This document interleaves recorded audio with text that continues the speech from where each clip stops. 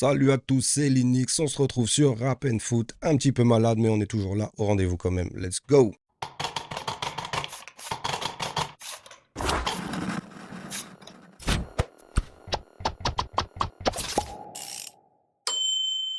Alors je sais que vous attendez énormément cette vidéo d'avant-match de finale de Ligue des Champions, elle arrive, elle est en préparation, vous inquiétez pas pour ça. Aujourd'hui on va détailler dans cette vidéo le match qui vient de se dérouler hier, la finale de la Coupe de France entre le PSG et Reims, score final 3-0, je vous l'avais dit! Je vous l'avais dit ou pas? Remember. Au niveau des pronostics, je vais vous donner le mien, tout simplement. Dites-moi ce que vous en pensez et on va voir si j'ai eu bon comme un certain PSG Arsenal où j'avais tout bon. C'est parti. Je pense que ça sera un match plié dès la première mi-temps, à savoir un 2-0, 3-0 mi-temps. Je vais finir par croire que je suis devin quand même. Non, il y a un truc, il y a un truc. Ne loupez surtout pas la prochaine vidéo qui sera sur l'avant-match de Ligue des Champions. Le pronostic sera exact. Donc voilà, sans transition, on va se remémorer la compo de ce match qui était équipe type, tout simplement l'équipe type. Hormis Donnarumma qui est resté au chaud pour la semaine prochaine. Et on a fait plaisir à Safonov qui a fait son match et qui a fait son clean sheet. Je pense que c'est un bon choix de Luis Enrique qui a voulu faire souffler d'une Donnarumma et qui a voulu mettre en avant Safonov. Je vous rappelle quand même que c'est lui qui nous sauve à la séance de tir au but contre Lens. Donc le voir pour cette finale, c'est une sorte de récompense. Je pense qu'il a fait la même prestation que si Donnarumma était là. Donc voilà quoi. Sachant que Reims, on va le voir dans les statistiques après, c'était pas des foudres de guerre comme annoncé. L'attaque, c'est pas leur fort, tout simplement. Mais bon. Comme j'avais dit, score plié à la mi-temps, c'était l'objectif, 3-0 mi-temps.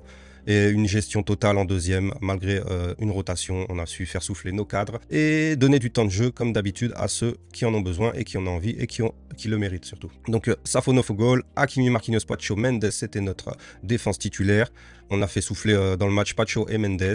Marquinhos et Hakimi ont pris du temps de jeu. Pour eux, c'est pas un problème, ça faisait une semaine qu'on n'avait pas joué, donc un match par semaine, la cadence est light, on va dire. Un milieu de terrain titulaire, Neves, Vitinha, Ruiz, top match, j'ai bien aimé même Ruiz. On lui donne d'ailleurs une note de 8, pour moi c'est mérité. Franchement, sur cette fin de saison, j'ai même envie de dire que c'est l'un de nos top milieux et qui se rend essentiel en tout cas. Donc je sais pas ce que vous en pensez, mais moi Ruiz, j'irai sur une prolongation, j'irai sur une prolongation pour lui.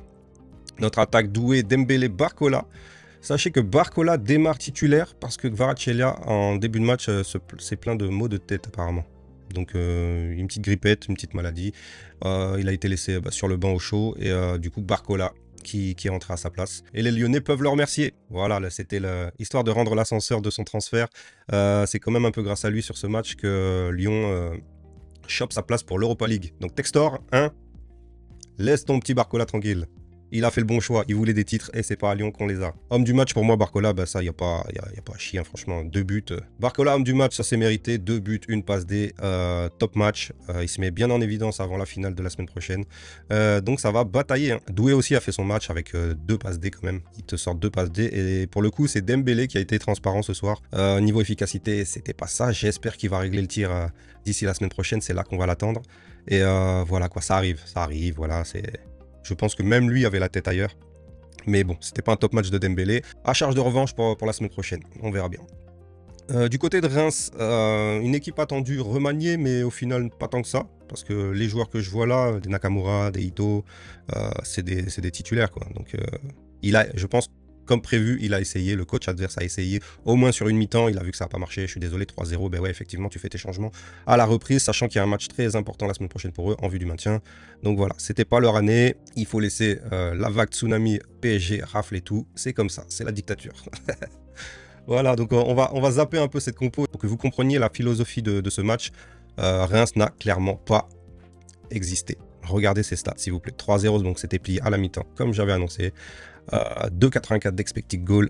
Regardez Reims, sérieusement, c'était pas digne d'une finale. C'était. En fait, j'ai regardé ce match, je sais pas pour vous, mais j'ai regardé ce match sans pression. Même pas la pression de me prendre un but.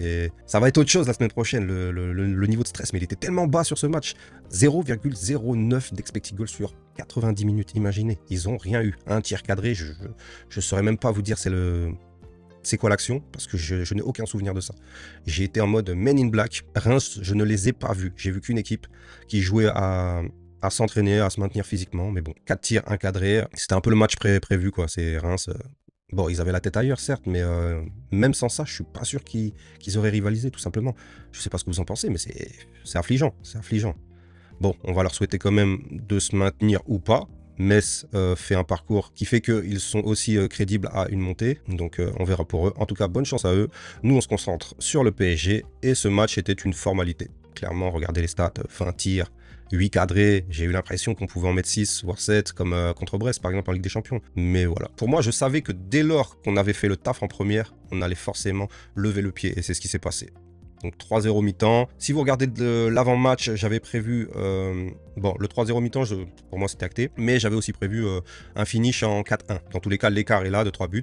Mais ouais, c'est affligeant, Reims. Excusez-moi, mais ils n'ont rien montré. Ils n'ont rien montré, clairement.